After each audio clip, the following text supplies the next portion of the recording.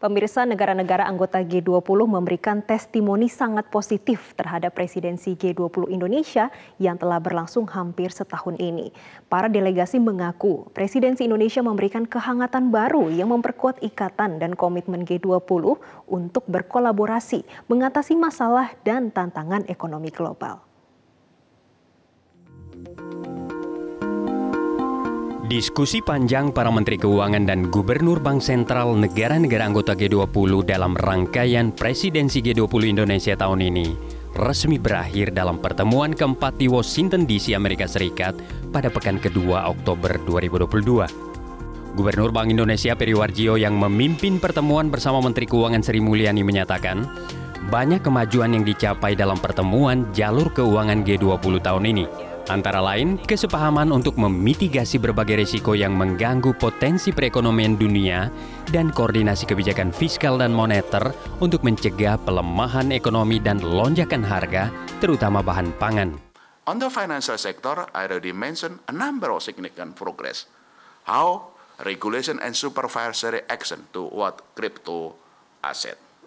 Advancing in the cross-border payment system, including also how ASEAN 5, Indonesia presidency leading the ASEAN 5 to have a cross-border connectivity and the QR, fast payment, local currency. This is also a number of progress, including also still on the digitalization is CBDC. The proposal on the design of CBDC, how CBDC harnessing inclusion, as well as future cross-border CBDC. Sementara Deputi Gubernur Bank Indonesia Dodi Budiwaluyo menegaskan pembahasan substansi di jalur keuangan G20 memang cukup keras. Namun para peserta memberi kesan positif terhadap presidensi Indonesia yang memimpin dengan penuh kehangatan sehingga G20 tetap mengikat komitmen bersama dalam mengatasi masalah global saat ini. Indonesia ini yang kita lihat sebagai, saya katakan, penyeimbang dari sisi pembahasan substansi yang cukup keras. Artinya tentunya dari sisi member countries merasa ini sebagai poin positif dari Indonesia dari sisi penyelenggaraan G20 2022. Banyak deliverables hasil outcome dari sisi G20, termasuk juga yang tadi saya sampaikan testimoni yang sangat-sangat baik kepada Indonesia dari sisi penyelenggaraan.